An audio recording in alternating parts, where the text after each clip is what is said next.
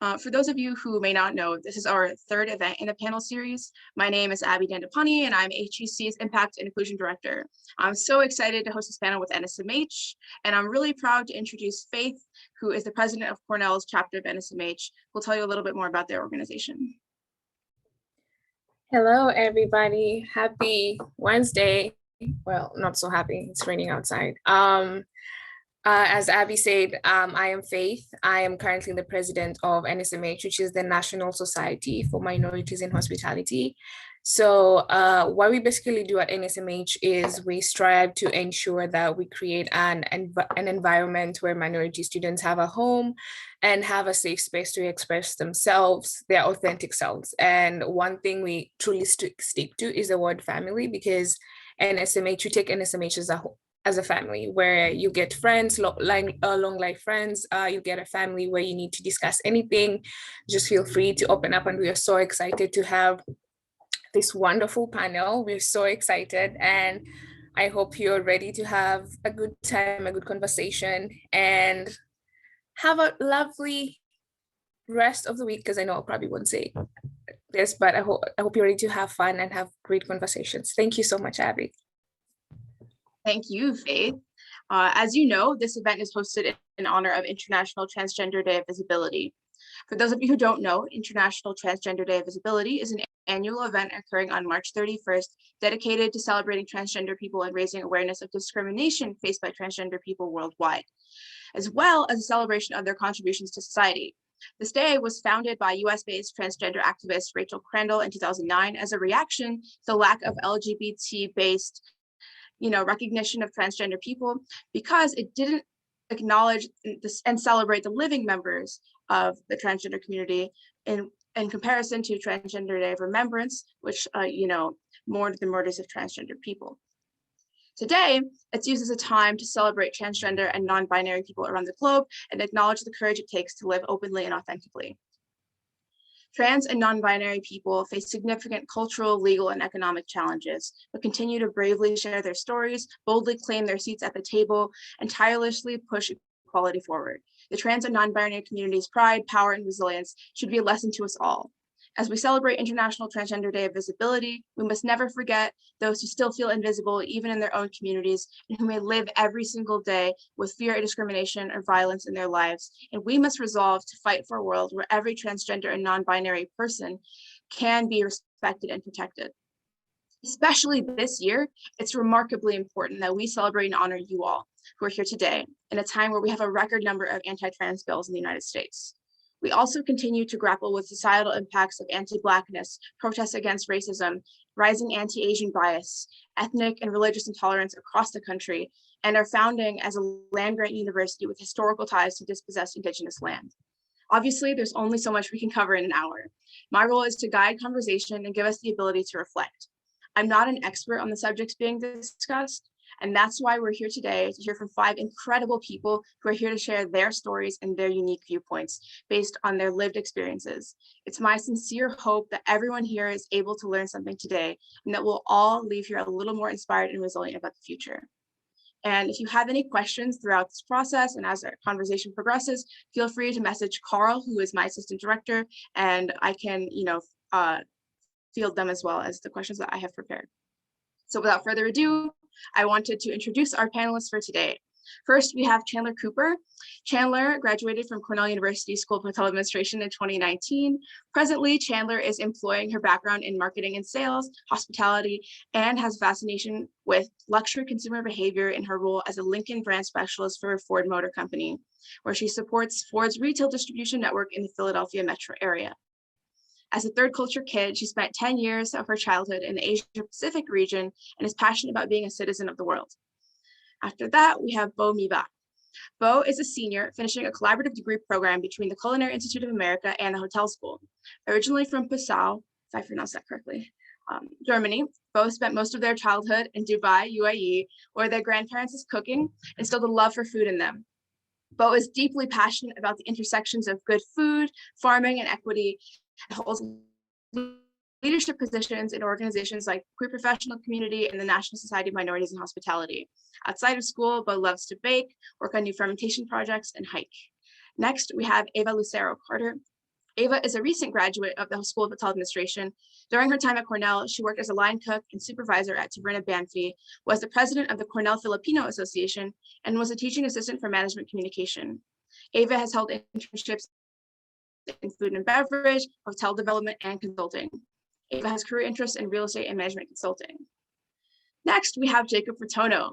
Jacob is a current senior in Cornell School of Hotel Administration, pursuing a degree in hotel administration with a minor in real estate. On campus, Jacob has held leadership positions as the director of procurement for HEC 95, the student banquet manager in the Statler Hotel, and as the co-chair for the Student Activities Funding Commission. His love of hospitality began in his hometown of Colleyville, Texas, where he's worked part-time at a local pizza cafe.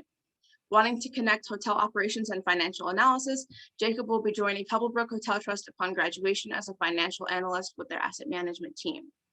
And last but not least, we have Lane Rosen. I'm not sure Lane has been able to join us just yet because they're having internet problems, but we'll welcome them as they come in.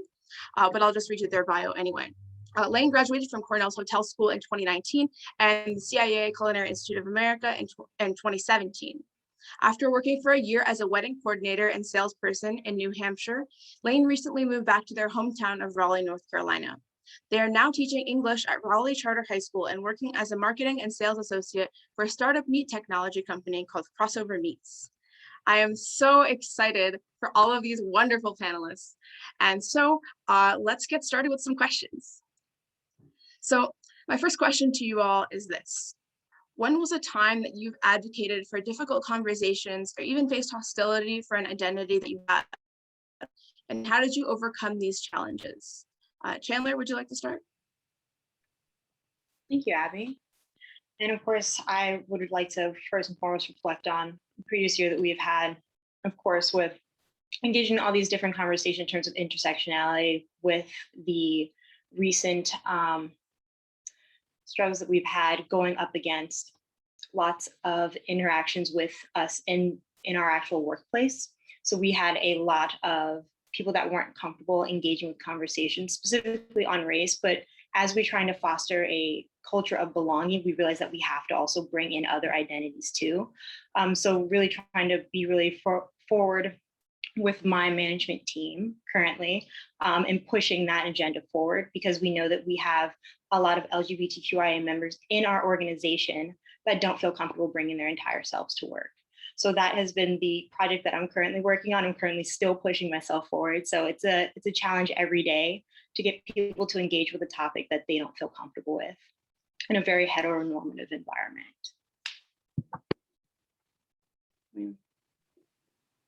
Thank you for sharing. Absolutely. Would anyone else like to add anything to that? When you've advocated for difficult conversations?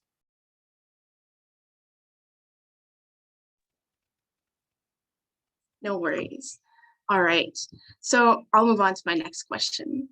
Some of you might be wondering why this event focuses on the LGBTQ+ community. What does that have to do with HEC or hospitality? The answer is quite a bit.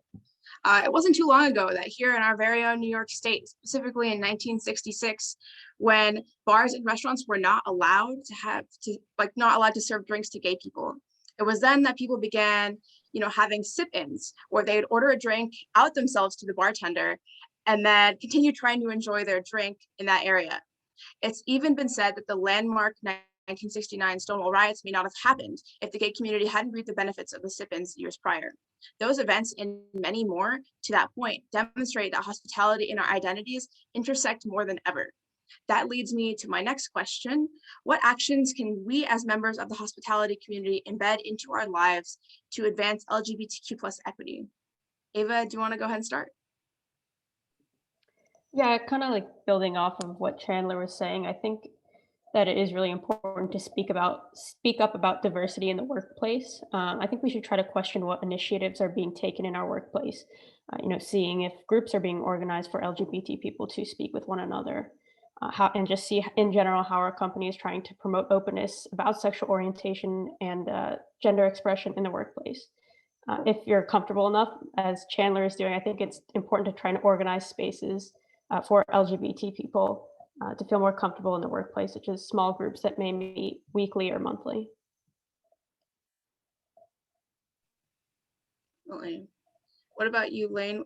What actions can we take as members of the hospitality community to embed in our lives to advance LGBTQ plus equity? Yeah. Hi, everybody. Sorry for being a little bit late.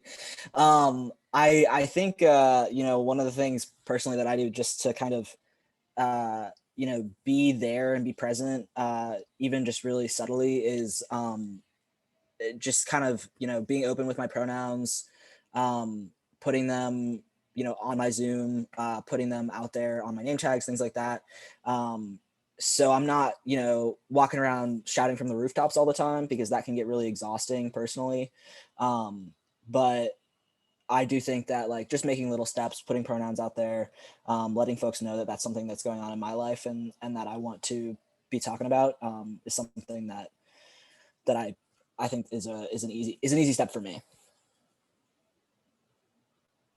Thank you for sharing. I really appreciate that. Does anyone else have anything they'd like to add to that? I'll actually build off of what Lane just said about the importance of putting your pronouns on things, because even in my signature, like my work signature for my email, I put in my pronouns. And for, a multitude of different reasons, knowing that there are people in my organization that don't get referred to by the pronouns that they want to be referred to by, for a number of different reasons. We work with a lot of different vendors as well. So it's been really interesting to even see the reactions that I've gotten once I did that, but also being able to direct people to resources has been really, really helpful for me. But I 100% agree, just doing it so that I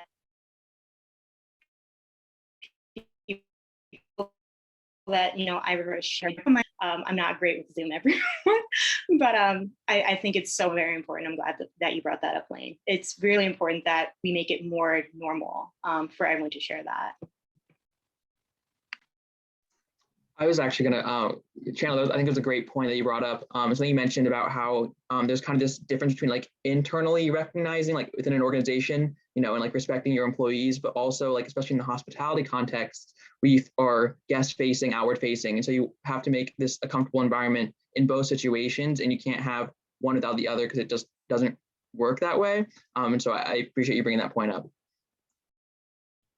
I'd love to add a little something. So to me, many parts of the hospitality industry still feel very binary and, like, heteronormative, like the serving etiquette that I learned in culinary school, where you, like, serve women first.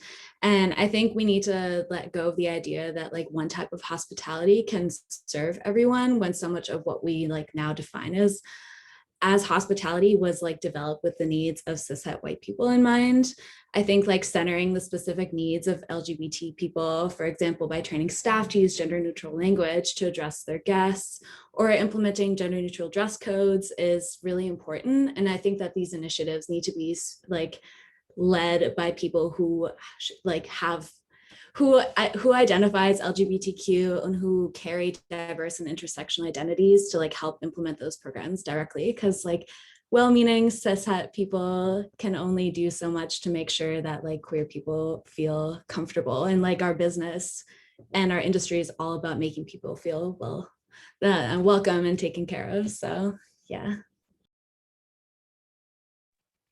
Great point. Thank you. I appreciate you all for sharing. That's actually, yeah, it's a very good question, or a very good point, because it leads me exactly to my next question. Many of you hold those different intersecting identities. So how have you navigated dealing with that in the workplace? Jacob, do you want to go ahead and start? Sure, yeah, I can start. So I think there is definitely, like, as LGBTQ identities become more normalized in society and in media, I think it's important to recognize that a lot of what is being pushed and what you might see nowadays is kind of still conforming to the, we're only getting one perspective, and typically that is the, like, cishet white sort of perspective on what, like, being LGBT means. And so even though there is more representation, we still have to recognize that, like, a white gay man has different challenges and different, I guess, privileges as well, compared to, like, a gay Black woman. And so these sorts of things need to be recognized and just, need to be at the forefront of the conversations, that there's no one size fits all for LGBTQ identities. And so in the workplace, I think It's just important that, management is kind of aware of that. And I think this whole idea of like flattening the line between higher level management and, anyone that works there, I think building that understanding and that trust and the, just flattening that management line, I think will help us get there. I don't have, I guess, specific sorts of ideas necessarily on how that can be furthered. I'm sure some of the other panelists maybe will speak on that more, but that was just what.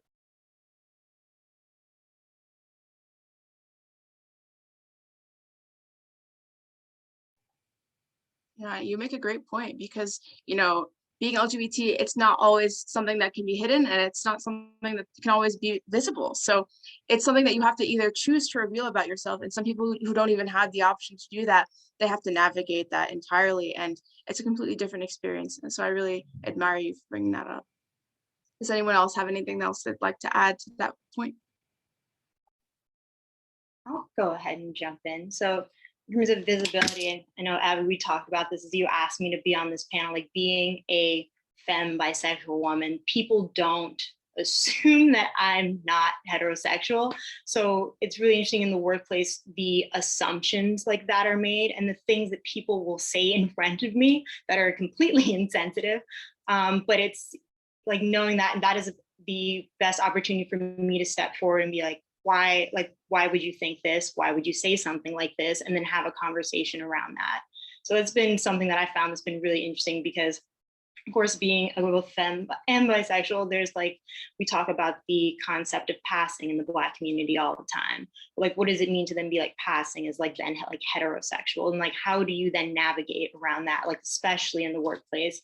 So being out in that space for me has been very important.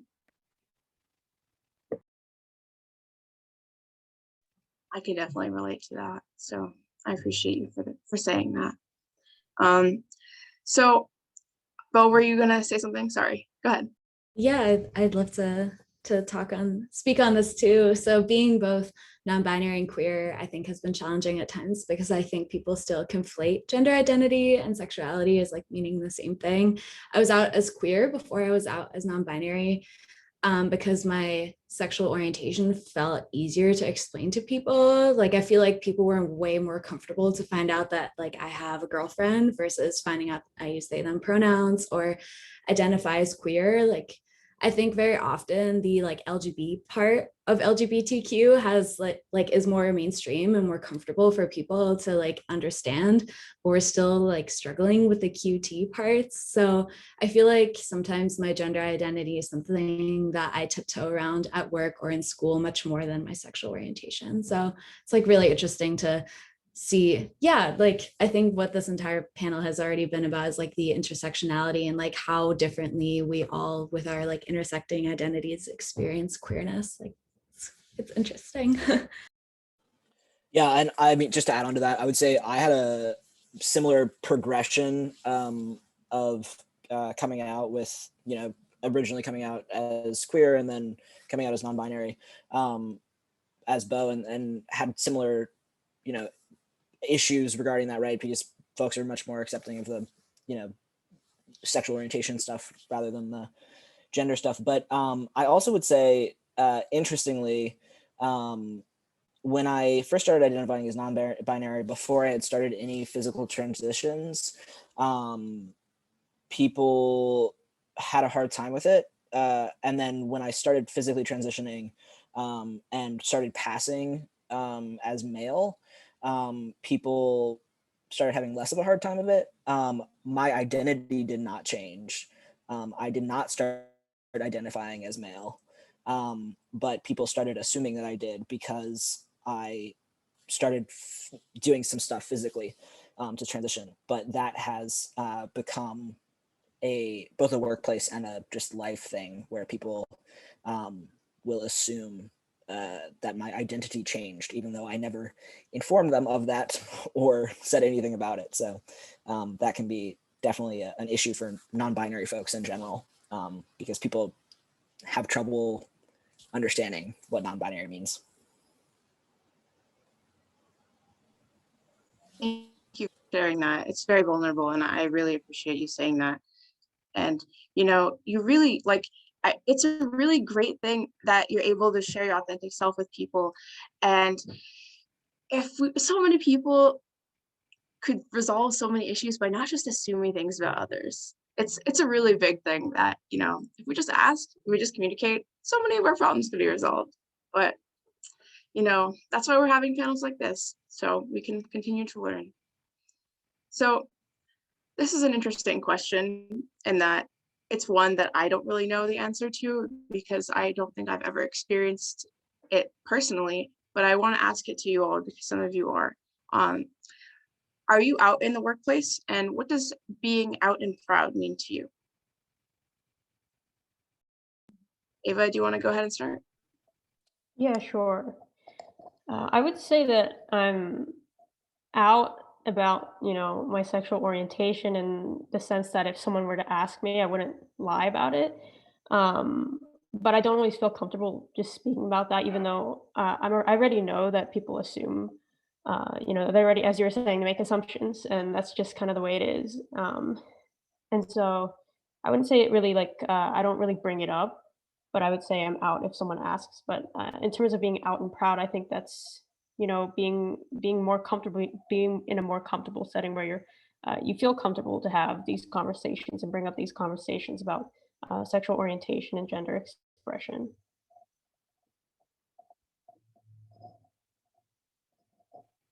You make a great point because on one hand, it's really sensitive to talk about, but on the other, it's something that we should also normalize. So there's a fine line between, asking and asserting and trying to figure that out. So thank you for saying that.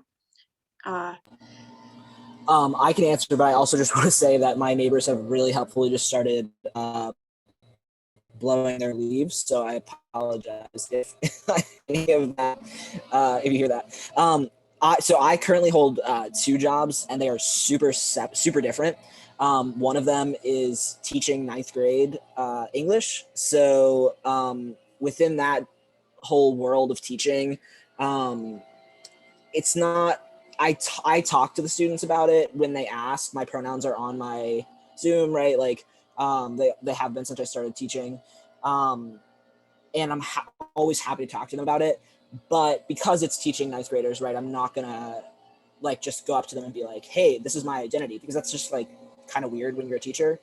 But if they ask, and I have had some students ask, I am happy to talk to them about it. I've guest spoken in the Queer Straight Alliance and talked about it. I don't talk about it as in depth as I probably would to somebody like my own age, just because it's not appropriate. But also to my coworkers at school, I am very open with them and happy to talk about it. Granted, I'm teaching at the high school that I went to, so they've known me since I was 14. So they also have a whole larger insight into my life. My other work position is with a meat company, which is a whole other situation, and like with folks who are much older and just very much more old fashioned. So my pronouns are still on my Zoom, but I have never brought it up with them. Partially, I've never met any of them in person. We've all been over Zoom the entire time I've been working for them. So it's never really come up. But I suppose if they asked me directly, I probably would tell them. But again, it's a different situation.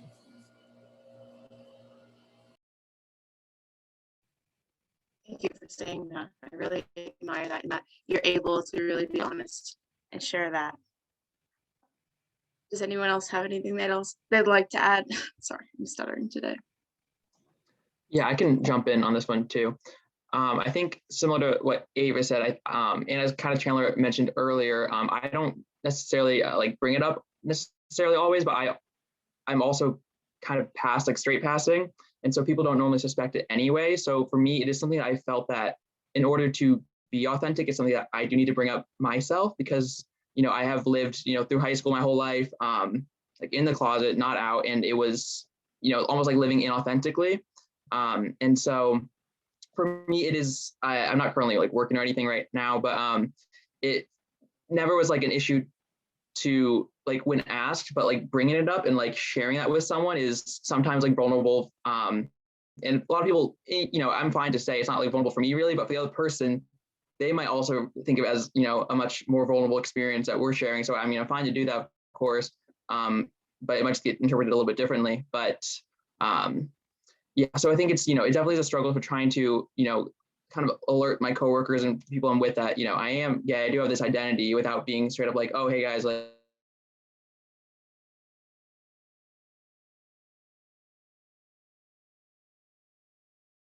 to find, the perfect medium in introducing that identity, and like in a way that's comfortable for yourself. Thank you. You're absolutely, yeah, I agree with that. We have a question from the audience, so I'll read this out here. On the topic of the hospitality industry being deeply rooted in binary traditions, a movement towards growing awareness to sexuality and gender identity is becoming more visible. So the question is, when should you be patient with people slowly adapting to this shift, and when should you stand up and be a voice of need for changes to occur? Does anyone have a specific strong feeling about this and would like to start? I kind of would like to say something about it. I think you should be patient with people when you can see that they're actually making an effort, right? Because it's ingrained in people's head just to, they grew up in a society where things are very binary, and most of us have as well. But if people are making a genuine effort and like trying to build upon their mistakes, let's say they make a mistake and they're like, actively try to correct it, or they take constructive criticism, I think it's important to see that people are trying, and unfortunately things can't just happen overnight. I don't think unfortunately that would happen. But if people are just totally not comfortable with the idea of getting rid of this binary, or even wanting to make an effort, I think that's important to speak up about, because that just shows that someone is not making an effort. Thank you. Would anyone else like to add anything?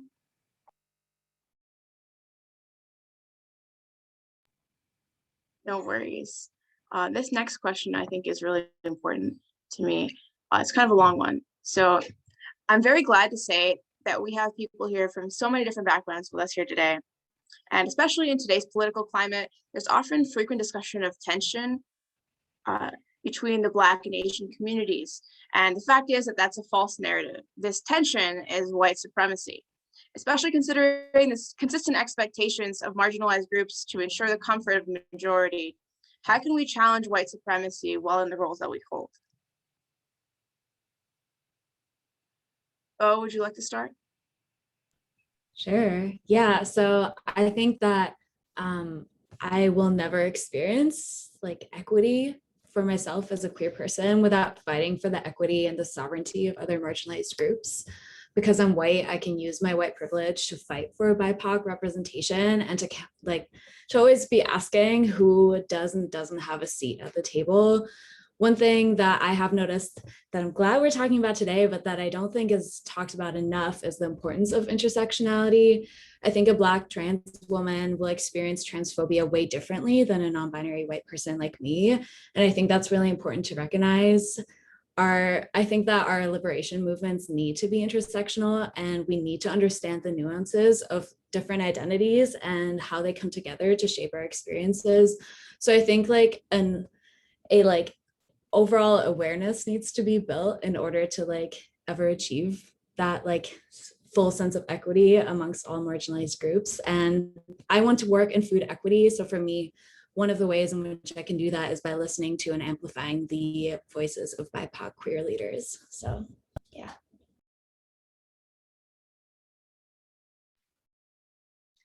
I'll go ahead and also jump in here. I think, Abby, that's an absolutely fabulous question. And I think that it's very easy for the small things to chip away at people. And I think that we need to stop letting the small things slip. And that's the hard thing, right? Because we talk about death by 1,000 paper cuts when it comes to microaggressions. And we are constantly inundated with these on a very day-to-day basis. So you have to, it's hard to not let the small things slip, because after those small things, bigger and bigger things are behind them. So it's something that I've been definitely challenging myself to do. because dealing with those is very hard for any identity that you might have. But it's like starting to stand up for yourself by little, and also bring the people with you as well, because you shouldn't also let something that hurts somebody else slide by you.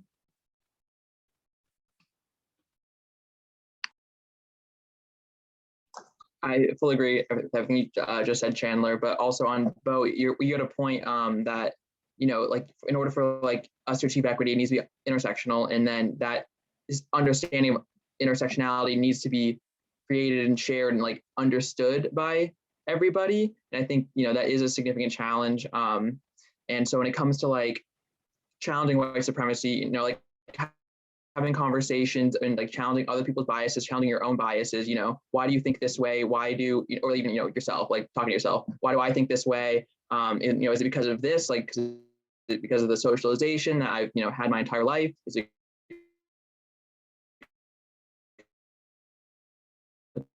this other reason? I think just trying to understand how other people think the way that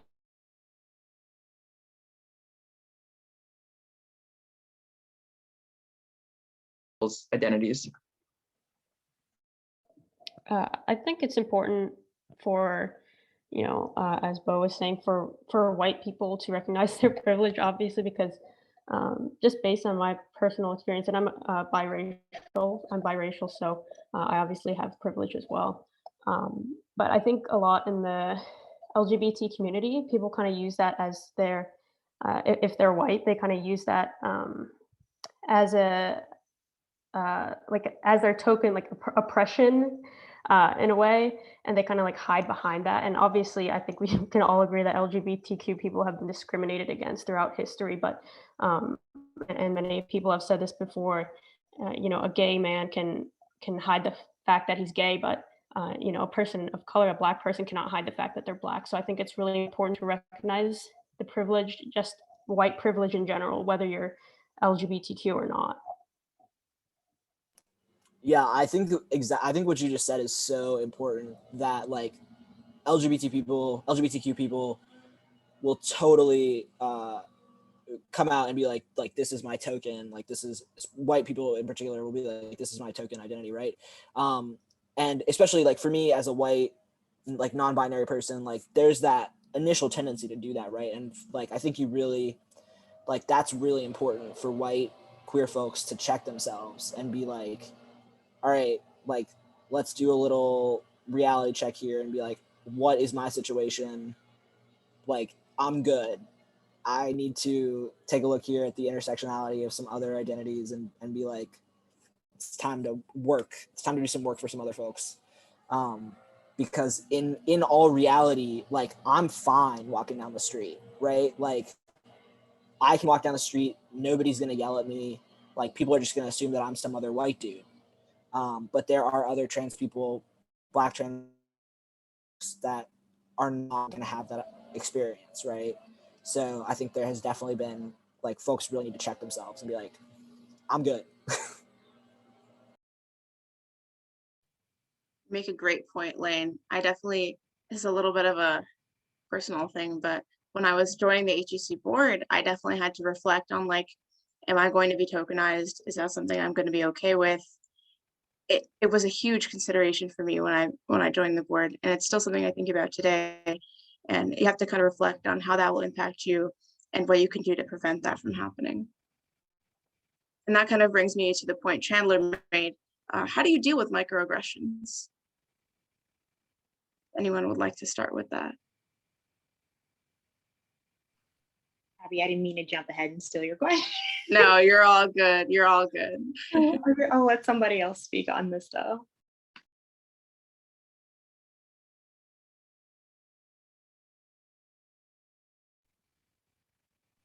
I can start, and hopefully my internet holds up. I just switched my thing, but so if unfortunately, I don't really face.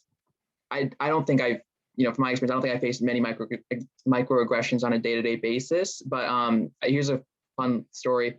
Freshman year, first night of school, I'm out walking with people to College Town. You know, the freshman herd moving over to over there to find a party or something. And I was talking to someone, and this person actually is like now one of my best friends, but he was, we were being herded from like a frat annex to a house. And we were basically, I don't know what this rumor was, but he kind of told me like, I think we're being like led to a gay frat. And I think he told that to me as just to create this sort of like shared shock and understanding of like, oh, we're like two straight dudes, like now we're about to be in this environment where we're uncomfortable. But you know, it's just kind of this certainly weird effect when he told me that, because my response was, you know, I'm gay, right? Which of course he didn't. And so I think just that moment in general, it kind of challenged his expectations for what you know, gay people might look like and how they act and things like that. And so it was a microaggression to the extent that he was definitely trying to, you know, have this shared sense of like shock at the absurdity of the situation.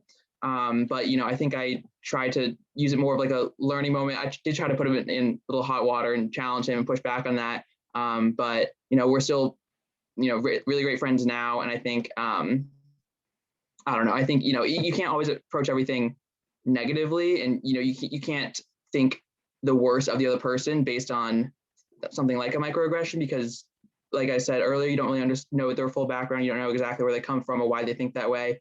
And so, you know, we've grown a ton this past couple of years. You know, I'm proud to call my best friend. It's a great I will story. say, really unfortunately, 9 out of 10 times, I think of a better comeback later, which I'm always kicking myself for, right? I'm always like, darn, I wish I'd said that. But I mean, for me at least, the biggest thing I deal with is folks not using the right pronouns, which for me is a pretty easy situation to deal with. I just correct them. I personally also super care. So I don't often correct folks. If I'm like having a day, I'm like in a mood, I'll correct folks. But it's never been like when I was in high school, I really cared, but then I kind of just like moved on and was like, this is not a part of me that I care to like spend time and energy fighting with people about. But I do think that like at least for me, like spending time thinking about how I want to deal with things is helpful, so that I can be at least emotionally prepared for them.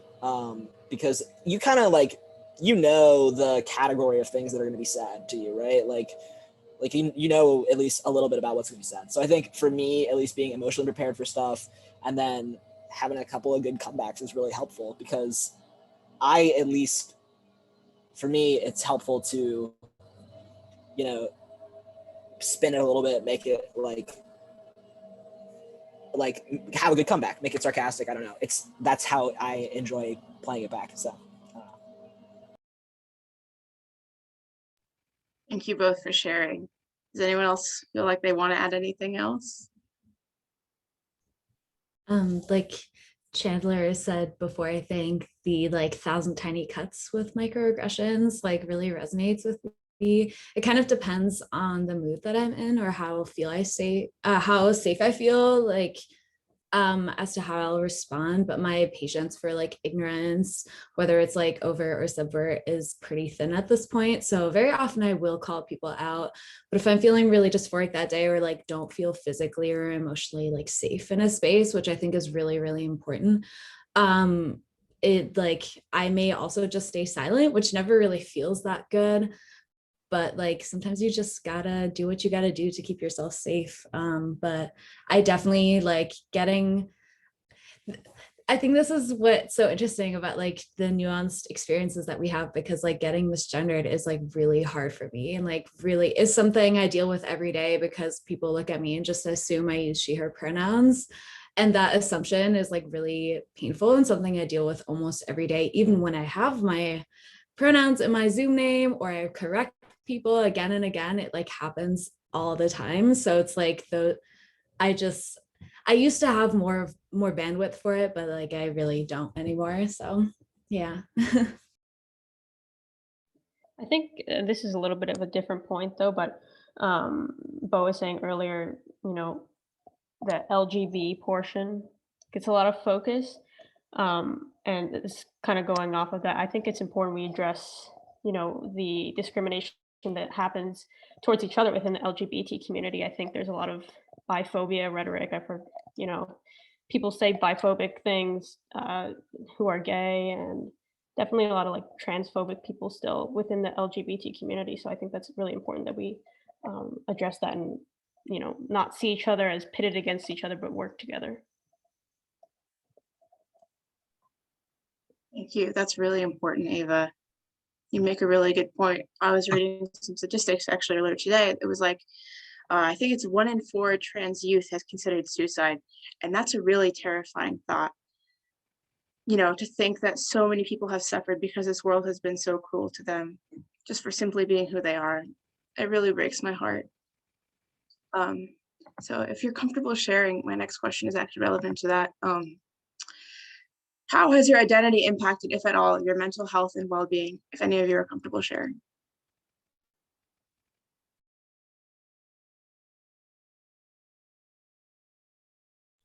I'm happy to go. So as you mentioned in my bio, I grew up in the UAE, where you can still get a death sentence for being queer. It's taken definitely a few years of therapy and healing to realize the impact that growing up in a country where my core identities could get me killed, like that, the impact that has had on me. And honestly, I came to the US thinking I'd feel safer, but I don't really when my rights are debated daily by cishet people who would not be affected at all by the cruel and arbitrary laws that they're proposing or are currently passing, as we're seeing a lot of state legislatures. But as I was going through these questions the other day with my partner, she also encouraged me to think about all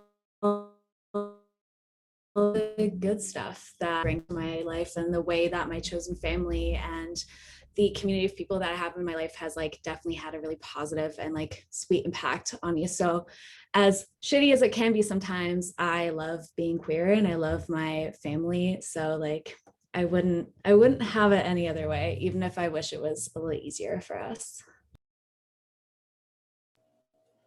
Yeah, I mean, so I grew up in the South. I grew up in North Carolina. And do y'all remember HB2, the bathroom bill? So I can't get into a lot of detail right now because I'm in the house with my family.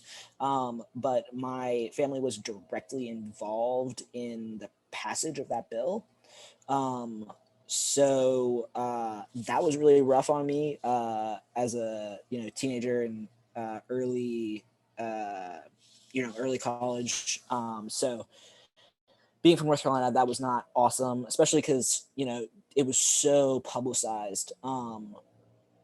But so yeah, basically that was not fantastic. However, what I would say is my parents were great, which was awesome. But in general, I would say having a queer identity, being non-binary, definitely is challenging, creates some general mental health issues because there is so much stigma and discrimination and stuff like that. At least there has been for me. And even I would say for me, I have had a really good run so far. Folks have been great. But even with that, like making decisions about, where to go to school, is it going to be accepting? Can I go to this place? Are they going to be cool? Like, should I go to this party? Is it going to be safe for me for my identity? Like all of those things can be really taxing emotionally.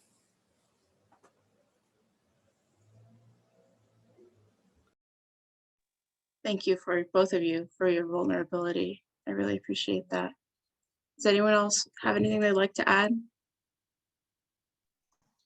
I can share too. I think it's no secret that growing up it's definitely difficult for anyone is a member of the LGBTQ community, just because we all have our own unique struggles, but it does take a toll on you. And I remember like thinking when I was younger, like I knew I was like smart, I was athletic, I felt like I was a lot of things, but then weighing down all of that was the fact, it was like my sexuality. And I felt like that was kind of this big like blemish on my potential of like what I could be as a person. I think that, comes from, I grew up in like, I also grew up in the South Lane, I grew up in Texas. And, it's just not always accepting with the people that you see on a day-to-day basis. And, you don't want to a certain extent, like disappoint them oddly enough too. And it's just weird feelings all around and for so long.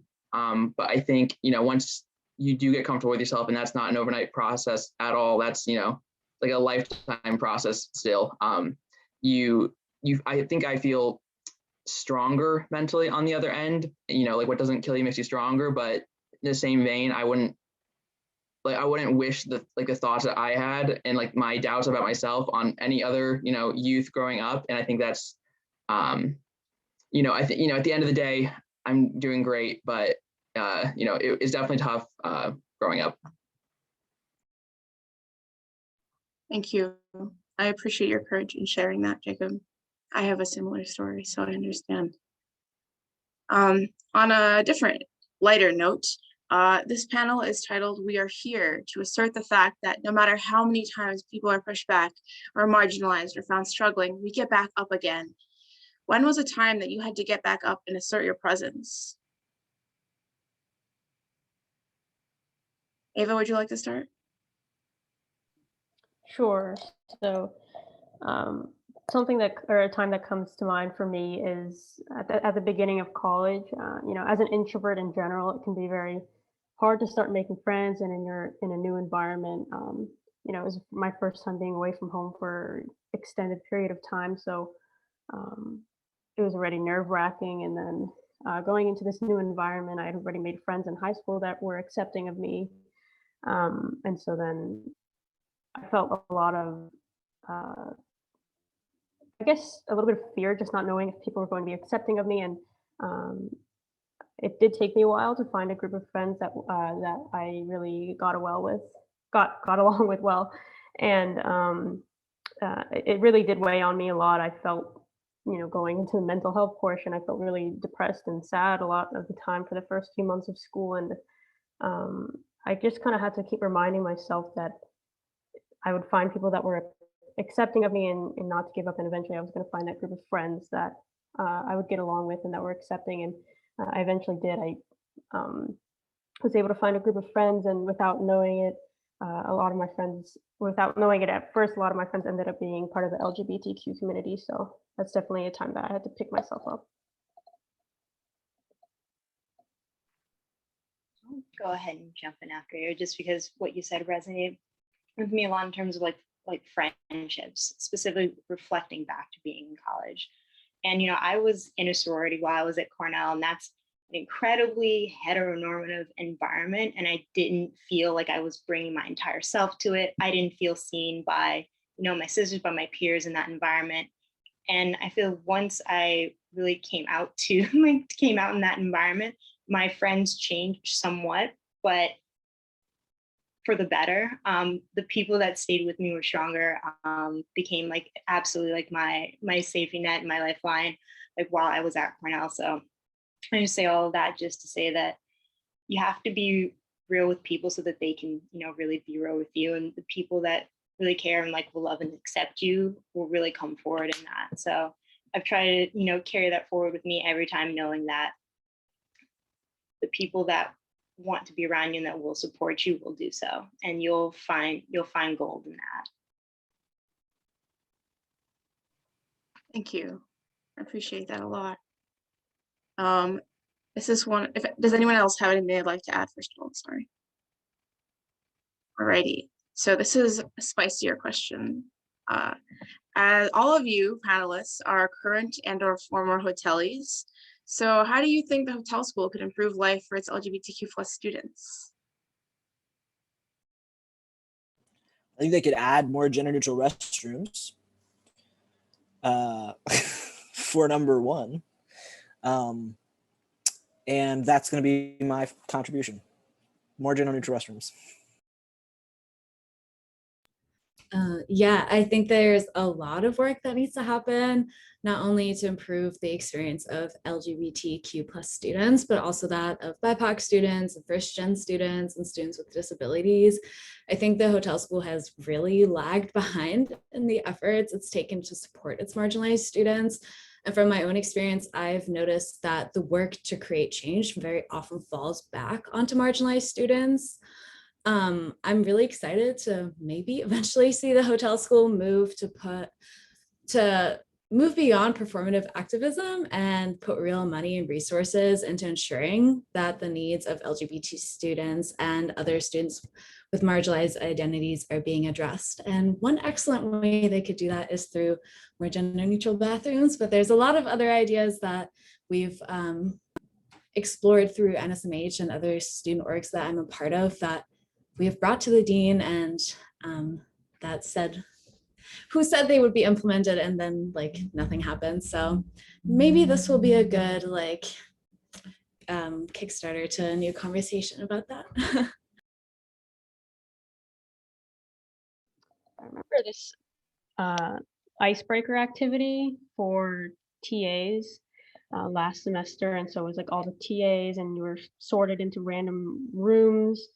It was like 4 people in a room or something. You had to discuss all these questions, and I thought it was really poorly executed, honestly, because you had to, one of the questions is like, what's your gender expression? Are you cis or something, or like, are you cis or trans? I was like, and what's your sexual orientation? It was like, I know they meant well with it, but it was very poorly executed.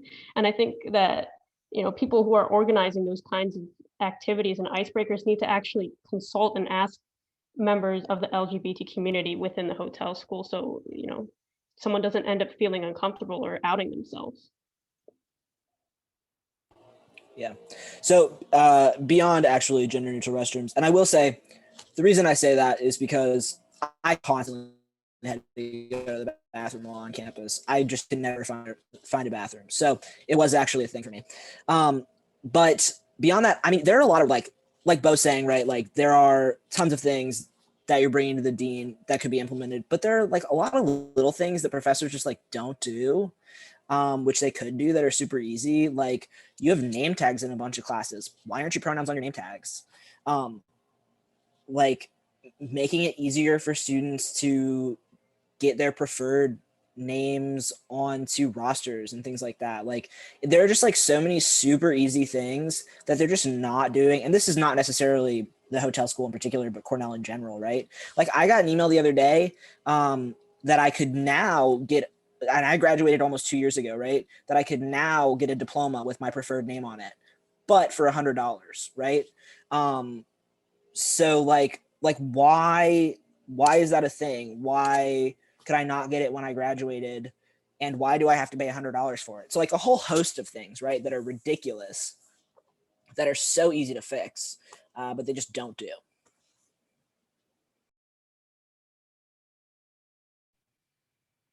Great points, all of you. Thank you for sharing. Jacob, go ahead. Sorry.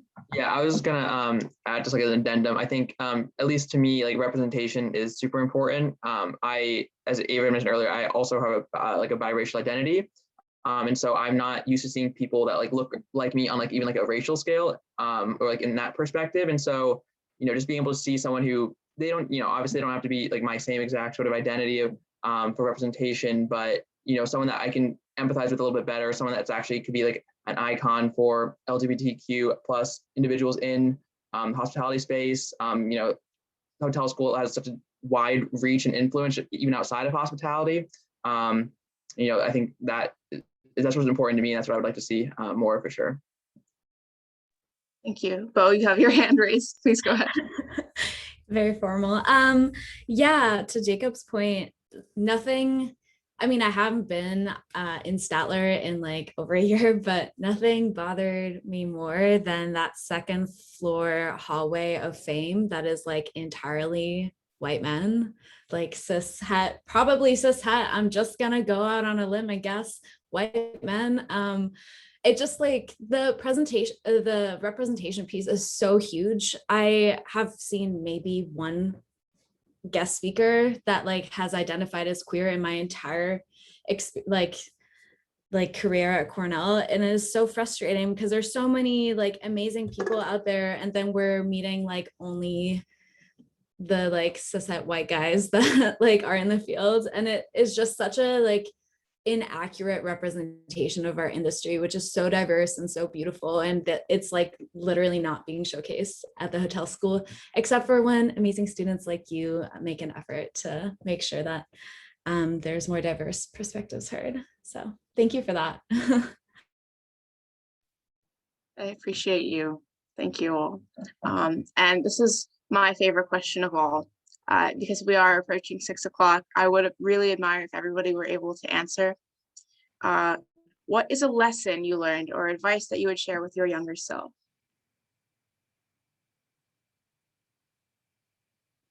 Jacob, would you like to start? Sure.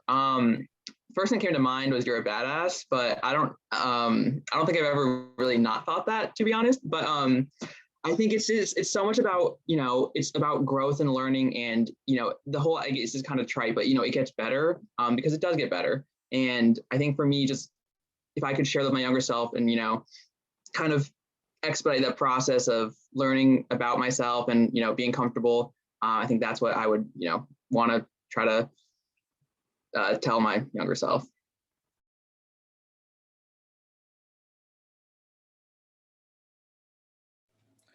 I think I would probably tell myself that like stuff will happen the way that it needs to happen. And like I'll make it happen and it's gonna be fine. But also don't go into weddings because there's gonna be a global pandemic. So like that might be a bad choice for you. Personally, because then you might end up having to teach 9th grade English, which was not the plan.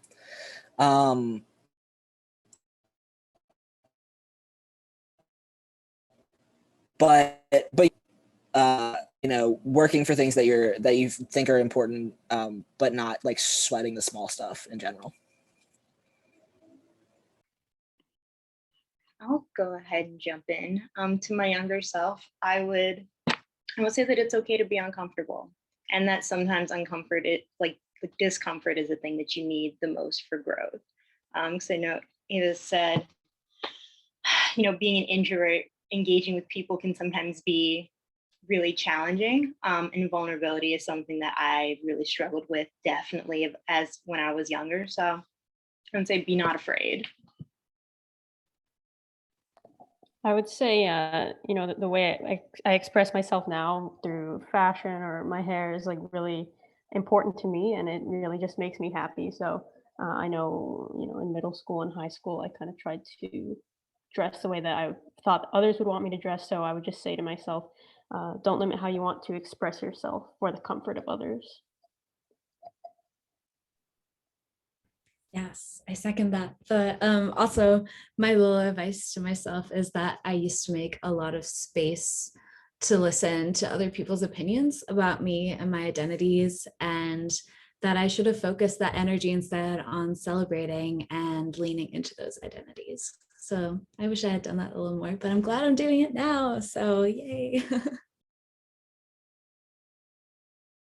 And with that, it has reached 6 o'clock, and I just want to say I appreciate each and every single one of you for attending, sharing your thoughts, and being so honest and vulnerable today. Being here, being a part of HEC is an absolute blessing, and I'm very, very happy to have you all here today. So just thank you. Yeah, thank you for hosting. Thank you. Thank you for putting this together, Abby. Thanks, Abby. Absolutely. And Carl, you can go ahead and stop the recording now. Again, thank you.